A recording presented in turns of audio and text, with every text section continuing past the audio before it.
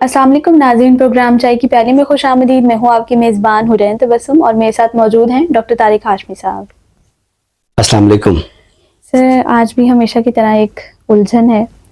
Sir, पिछले दिनों मैं एक पाकिस्तान की मशहूर अदाकारा आयना आसिफ का एक इंटरव्यू सुन रही थी, जो कि निजी टेलीविज़न के एक मॉर्निंग शो का था।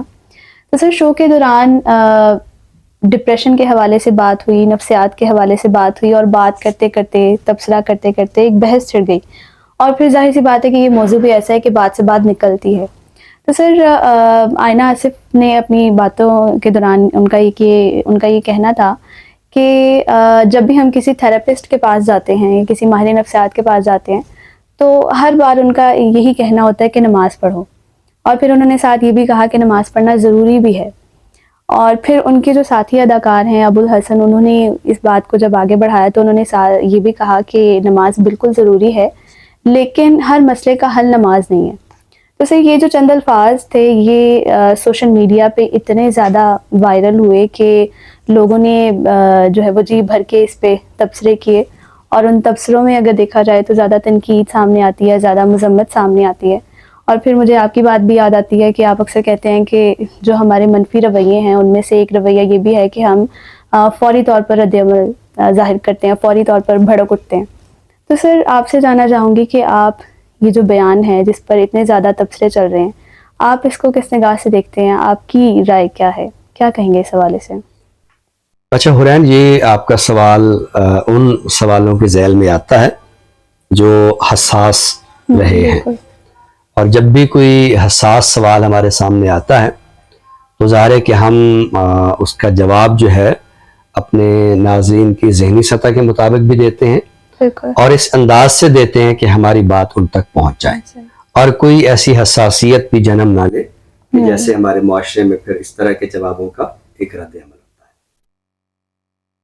देखिए, ये जो है कि थेरेपिस्ट उसको ये कहता है कि आप नमाज पढ़ो, और वो यानी इसको जुज़वी तौर पर कहता है या इसको वो कुल्ली तौर पर कहता है। या तो ये कि वो जुज़वी तौर पर कहते हैं मैं आपका इलाज नहीं करता, आप नमाज पढ़ें, या वो ये कहता है कि हाँ ये कुछ मश्क आप कर लें या ये आप दवाई इस्तेमाल कर लें, लेकिन आप नमाज भी पढ़ें। ठीक है, तो ये दोनों सूरतें हो सकती हैं। ज़ाहिर है कि ये हम जुज़वी भी कह सकते हैं, कुल्ली भी कह सकते हैं।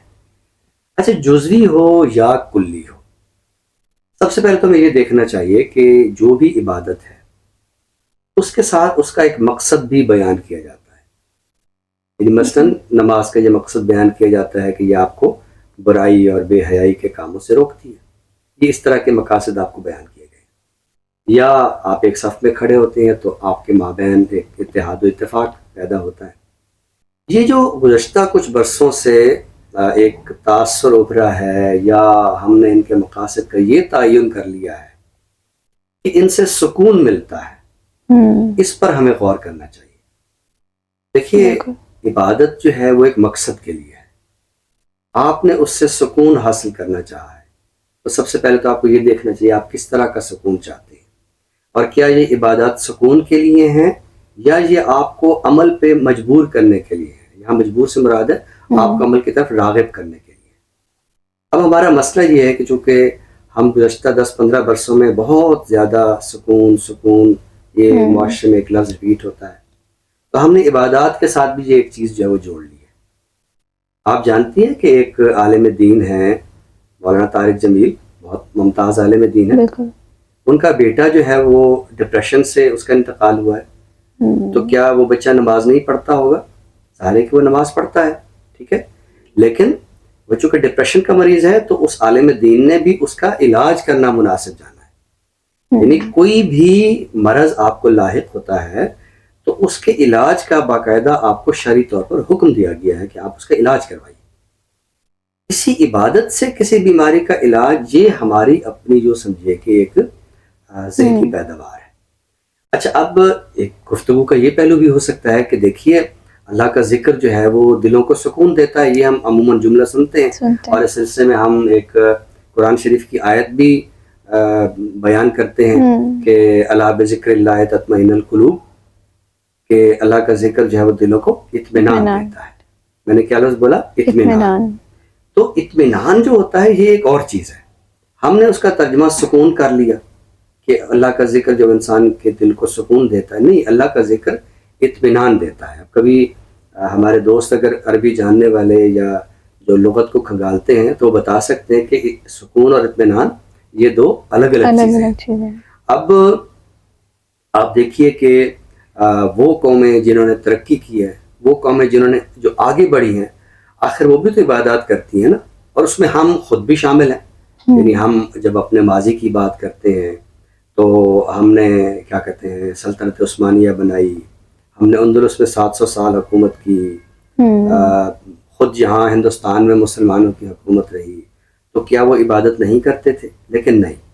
میں یہاں چونکہ آج آپ نے مجھے بتایا تھا کہ آج آپ یہ سوال کریں گے تو میں ایک نظم بھی اپنے ساتھ لایا ہوں علامہ اقبال کی. واقعہ یہ ہے کہ 1935 میں ایک وفد آیا تھا ترکوں کا، اور نماز کا وقت ہوا تو وہ سب جو ہے شاہی مسجد لاہور میں نماز پڑھنے گئے. تو وہاں ترکوں نے دیکھا کہ یہاں کے جو مقامی لوگ ہیں وہ نماز بڑے ہی، یہ جو ہم ایک لفظ بولتے ہیں یہاں خشوع و خضوع کے ساتھ، بڑے ٹھہر ٹھہر کے اطمینان کے ساتھ. تو ان کے لیے بڑی حیرت کی بات تھی، اتنے طویل سجدے، اتنا طویل قیام. تو بڑے حیران ہوئے. انہوں نے اقبال سے پوچھا، یہ ہلال احمر کا وفد تھا.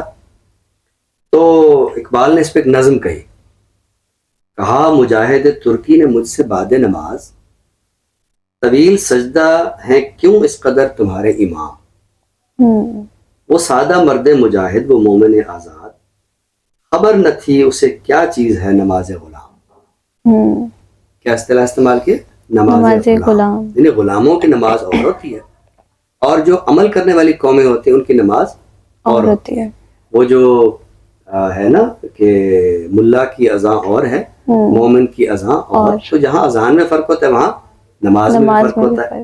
بدن غلام کا سوز عمل سے ہے محروم، کہ ہے مرور غلاموں کے روز و شب پہ حرام. ان کی زندگیوں میں تبدیلی نہیں آتی. تو پھر فرماتے ہیں طویل سجدہ اگر ہیں تو کیا تعجب ہے، ورائے سجدہ غریبوں کو اور کیا ہے کام. خدا نصیب کرے ہند کے اماموں کو وہ سجدہ جس میں ہے ملت کی زندگی کا پیام.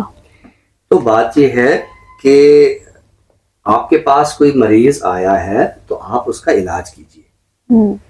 آپ اسے اس کی جو عبادات ہیں، ایک تو وہ ان کا ذاتی فعل ہے، دوسرا یہ کہ عبادت کا یہ مقصد جب آپ بطور ڈاکٹر بتاتے ہیں تو ظاہر ہے اس نے بھی آگے پھر یہی بتانا ہے کہ نماز سے سکون ملتا ہے. پھر آپ دیکھیں گزشتہ کچھ عرصے سے یہ مشق بھی ہم نے دیکھنے میں آئی ہے کہ بعض ہسپتالوں میں جو سورہ رحمان ہے اسے بھی بطور تھراپی استعمال کیا جاتا ہے. میں نے اکثر دوستوں سے گفتگو کی ہے کہ قرآن ایک پیغام ہدایت ہے، یہ کسی تھراپی کے لیے نہیں آیا. یہ آپ اس کو پڑھیے، اس کی آیات کو سمجھیے اور اس پہ عمل کیجیے. لیکن بات وہی ہے نا کہ ہماری نماز غلاموں کی ہے، ہماری اذان غلاموں کی ہے. تو ظاہر ہے ہم نے اس قرآن کے جو مقصد کا تعین ہے وہ بھی اپنے غلامانہ ذہنیت سے کرنا ہے. دیکھیے کسی کے جذبات مجروح نہ ہوں، لیکن ہمیں تھوڑی سی جس کو کہتے ہیں عقل کے ناخن لینا، تھوڑا سا اس بات کی طرف غور کرنا چاہیے کہ ہم کیا معاشرے میں ہر وقت سکون سکون سکون کی تلاش. بھئی جو زندہ قومیں ہیں ان کے باطن میں اضطراب رہا ہے، ان کے باطن میں بے چینی رہی ہے، ان کے باطن میں عمل رہا ہے. جو عمل کرنے والے لوگ ہوتے ہیں وہ سکون کو اپنا اس طرح ذہنی اور نفسیاتی مسئلہ نہیں بناتے کہ آپ ایک ڈاکٹر ہو کر بھی یہ کہیں کہ یہ جو تھراپی ہے اصل جو ہے یہ نماز سے ہوگی. یہ اس کا مقصد نہیں ہے. یعنی میں بار بار جس نقطے پہ زور دینا چاہتا ہوں وہ یہ ہے کہ کوئی بھی عبادت ہے اس کے ایک مقصد کا تعین کیا گیا ہے، اور جو آپ کے پاس کتاب ہے یہ کتاب ہدایت ہے، اور اس سے آپ نے سبق سیکھنا ہے، اس سے آپ نے زندگی کے مقاصد کا تعین کرنا ہے. لیکن ہمارا مسئلہ وہی ہے کہ ہم چونکہ غلامانہ ذہنیت رکھتے ہیں، سو ہم نے بڑے پیغامات کو بھی، بڑے عوامل کو بھی ہم نے بہت چھوٹے چھوٹے مقاصد کے لیے استعمال کرنا شروع کر دیا. تو یہ میری رائے ہے. ظاہر ہے وہ چونکہ اداکارہ ہے تو ظاہر اداکار اور گلوکار یہ بیچارے تو ویسے ہی ہمارے معاشرے کے معتوب ہوتے ہیں، ان کو بڑے عجیب و غریب ناموں سے پکارا جاتا ہے. آپ نے یہ سوال کیا تو میرے ذہن میں آیا کہ جو میرا ایک نقطہ نظر ہے کہ عبادت کا ایک مقصد ہوتا ہے اور کتاب جو ہے وہ کتاب ہدایت ہے.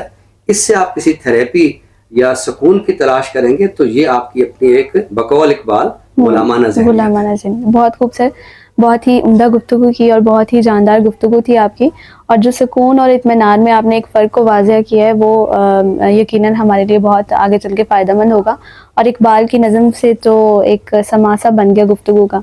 تو ناظرین، اسی اہم گفتگو کے ساتھ بڑھتے ہیں پروگرام کے اگلے حصے کی جانب، یعنی تخلیقی جانب. آج ہم بات کرنے والے ہیں افضل خان کے حوالے سے.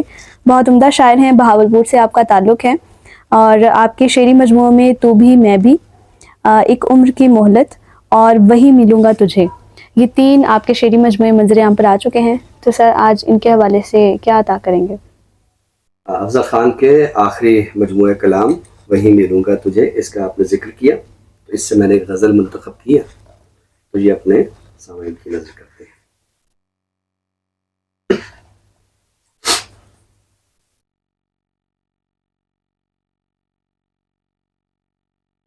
سفر کا حسن ہے گرمی کی شدت میں اضافہ بھی. سفر کا حسن ہے گرمی کی شدت میں اضافہ بھی، مجھے تاج سلیماں لگ رہا ہے سر پہ صافہ بھی. مجھے تاج سلیماں لگ رہا ہے سر پہ صافہ بھی. اداسی کا نہ ہونا اور ہونا ایک جیسا ہے. اداسی کا نہ ہونا اور ہونا ایک جیسا ہے. ہم اس سے غائبانہ بھی ملے ہیں بالمشافہ بھی. لڑکپن میں کسی سازش کو خاطر میں نہ لاتے تھے. لڑکپن میں کسی سازش کو خاطر میں نہ لاتے تھے، کھلا پاتے تھے ہم اکثر تیرے خط کا لفافہ بھی. کھلا پاتے تھے ہم اکثر تیرے خط کا لفافہ بھی. حقارت کی نظر سے دیکھتا تھا آئینہ مجھ کو. حقارت کی نظر سے دیکھتا تھا آئینہ مجھ کو، سو میں نے کہہ دیا تو بھی غلط تیرا قیافہ بھی. کسی چنگیز کو لالچ ہے بن میں رنگ و خوشبو کا. کسی چنگیز کو لالچ ہے بن میں رنگ و خوشبو کا، لہو بھی ہے ادوئے آہوئے تاتار نافہ بھی. لہو بھی ہے ادوئے آہوئے تاتار نافہ بھی. بہاولپور سے آتے ہوئے یہ دھیان میں کب تھا. بہاولپور سے آتے ہوئے یہ دھیان میں کب تھا کہ محرومی مٹا سکتا نہیں دارالخلافہ بھی. کہ محرومی مٹا سکتا نہیں دارالخلافہ بھی. بہت خوب. سفر کا حسن ہے گرمی کی شدت میں اضافہ بھی، مجھے تاج سلیماں لگ رہا ہے سر پہ صافہ. بہت خوب سے بڑا ایک گہرا تخیل نظر آیا. ناظرین، اسی عمدہ کلام کے ساتھ بڑھتے ہیں پروگرام کے آخری حصے کی جانب، یعنی کتاب کے تعارف کی جانب. تو سر آج اس حصے میں کس کتاب کا تعارف پیش کریں گے؟ آج ہم جس کتاب کا تعارف پیش کریں گے اس کتاب کے ساتھ ہم 2 اور کتابوں کا تعارف بھی پیش کریں گے. یعنی اس کتاب کا تعارف اس وقت تک ممکن نہیں ہے جب تک 2 اور کتابیں ہم اپنے ناظرین کو نہ دکھائیں. یہ میرے ہاتھ میں ہے کلیات مجید امجد. اس کے مرتب ہیں ڈاکٹر محمد افتخار شفیع. ڈاکٹر محمد افتخار شفیع، آپ کا تعلق گورنمنٹ کالج ساہیوال سے ہے. آپ وہاں شعبہ اردو کے استاد ہیں اور شاعر بھی ہیں، نقاد بھی ہیں، اور مجید امجد کے حوالے سے آپ کے تحقیقی کام بہت نمایاں ہیں.